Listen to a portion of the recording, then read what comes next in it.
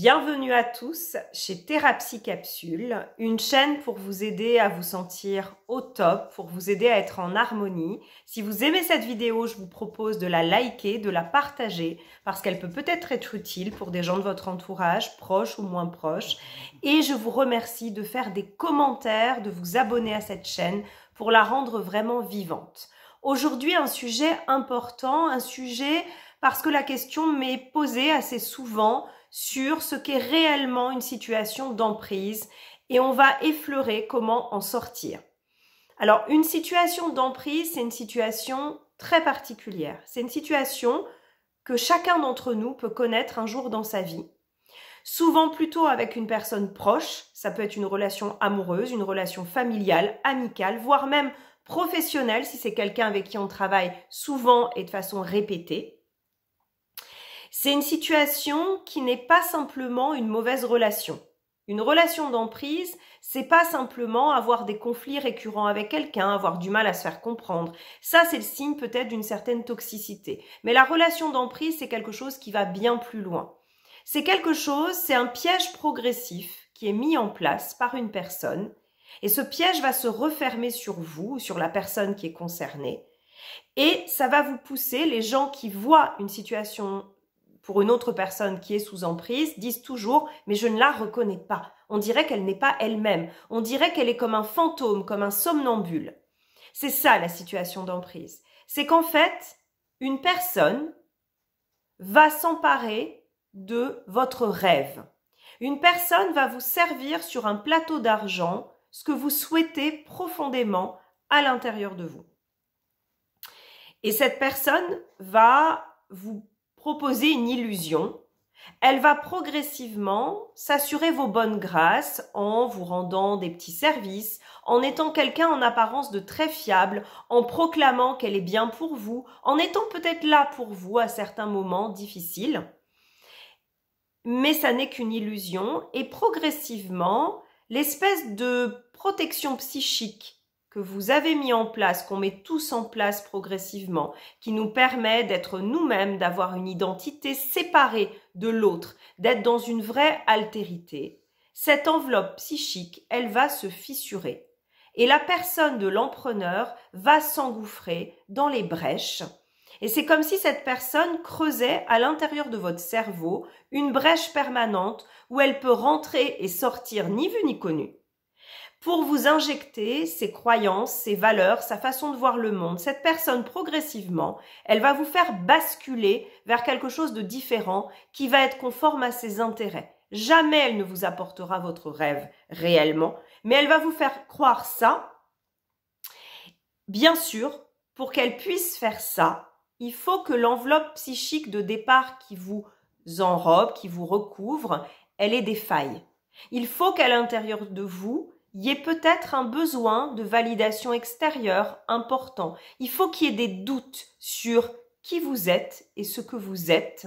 Il faut peut-être, et c'est souvent ça qu'on vit, souvent quand on vit une situation d'emprise, une relation d'emprise à l'âge adulte, c'est que pendant l'enfance, il y a eu des brèches créées par des personnes de l'entourage. C'est-à-dire que la personne de la victime, elle a une enveloppe psychique qui peut être très belle, mais pour autant qu'il y a des failles quand même importantes. C'est quelqu'un souvent qui ne sait pas ce que c'est véritablement d'être aimé. C'est quelqu'un qui peut être très aimant, mais qui ne sait pas recevoir de l'amour, qui ne sait pas que l'amour, ça s'accompagne nécessairement de respect, qui a souvent une notion de son identité à certains endroits qui est floue.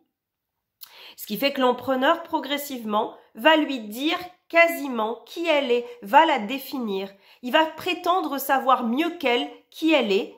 Et au départ, bien sûr, quand on vit ça à petite dose, on ne s'en rend pas compte. Parce que l'empreneur, il va pas vous attaquer de front. C'est un petit peu comme si votre personnalité était un château fort. Il va créer des brèches dans un mur, mais il va pas attaquer le pont-levis central. Parce que là, ça susciterait des défenses, des résistances en vous. Vous seriez en capacité, bien sûr, souvent, de vous défendre. Non, non, là, pas du tout. Le château en apparence, la muraille est intacte. Il va juste se faire inviter à l'intérieur du château. Vous allez ouvrir le pont-levis. C'est ça le problème. Vous allez l'ouvrir parce que cette personne va présenter un masque rassurant, le masque d'une personne dont vous avez besoin. Et le problème, c'est que vous n'allez pas, parce que vous n'avez pas l'habitude, parce que vous ne savez pas, vous n'allez pas mettre les barrières de sécurité qui fait que quand on rencontre quelqu'un, il faut y aller progressivement. On ne va pas permettre à une personne extérieure tout de suite d'aller dans le donjon. Parce que dans le donjon, c'est l'endroit où vous êtes le plus vulnérable, c'est l'endroit de votre intimité, c'est l'endroit où vous êtes totalement authentique, mais ça veut dire aussi sans protection vraiment sociale. Le donjon doit être réservé à de rares personnes dont vous êtes absolument sûr. Là, le souci, c'est que l'empreneur, il va s'arranger pour créer une brèche et passer directement de la cour extérieure du château jusqu'au donjon. Une fois que quelqu'un est dans votre donjon, vous êtes extrêmement vulnérable et vous n'avez pas la possibilité d'emmener des soldats. Les soldats, c'est bien sûr une image, pour vous défendre. Ça explique que des gens peuvent être sous emprise pendant des années. Parce que cette relation, elle ne va jamais vous permettre d'avoir des certitudes. Vous allez noter une dégradation peut-être de votre état physique. Les autres vont le noter pour vous. Les autres qui sont bienveillants vont vous alerter vraisemblablement. Mais ça va être quelque chose de progressif et vous allez peut-être l'imputer à d'autres causes dans votre vie. Vous allez avoir une dégradation psychique progressive qui va vous affaiblir. Et souvenez-vous, quand on est affaibli, on se défend beaucoup moins. Et l'empreneur va utiliser une arme redoutable qui est l'arme du doute. Il va vous faire douter de vous.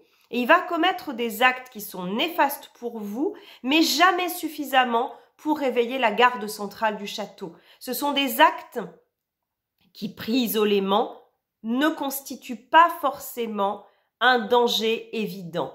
Et vous allez vous rendre compte qu'il y a un problème, mais chaque fois que vous allez vous rendre compte de ça, la personne va rajouter une couche du masque du gentil, du masque du rassurant. C'est une personne, rappelez-vous, qui vous aura isolé de vos gardes, isolé de vous-même.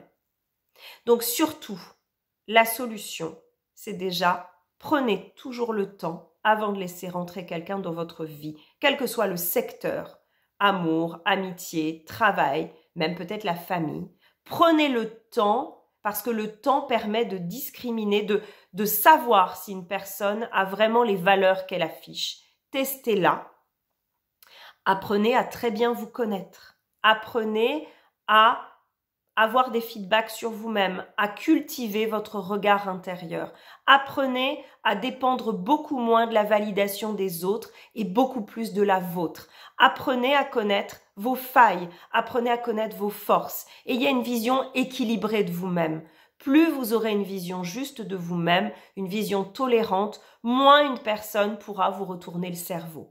Apprenez à savoir où sont vos limites. Apprenez à découvrir vos blessures. Le travail autour des 5 blessures à cet égard est très intéressant. Blessures de trahison, de rejet, d'abandon, d'injustice, etc. Ça va vous permettre d'être moins fragile, de consolider les murs de votre château. Ça va vous permettre aussi de repérer les rêves éveillés qui sont un peu trop beaux pour être vrais. Apprenez à ne plus croire aux contes de fées ou alors à croire aux contes de fées dont vous êtes le héros et un héros qui n'attend pas d'intervention extérieure mais qui développe ses propres forces. Si vous faites tout ça, vous serez beaucoup moins susceptible d'être sous emprise. Si par contre vous sentez que dans une relation, dans une situation, il y a un doute permanent, que finalement vous ne savez pas à qui vous avez affaire, il y a une règle toute simple. C'est le rétropédalage, c'est-à-dire que la personne qui était au cœur de votre donjon, il faut progressivement fermer ce donjon, y rester seul ou avec des personnes de confiance et la faire ressortir du château pour la tester jusqu'à ce que vous soyez absolument sûr qu'elle a de bonnes intentions. Voilà, je vous remercie beaucoup pour votre attention. Cette vidéo peut peut-être servir à des proches, à des gens qui sont sous emprise. Je vous propose de leur montrer, de la partager et bien sûr de laisser vos commentaires avec vos expériences. Si vous avez été victime d'emprise, si vous l'êtes encore, si vous pensez que vous risquez de l'être, merci de partager. Je réponds à chacun des commentaires. À très vite!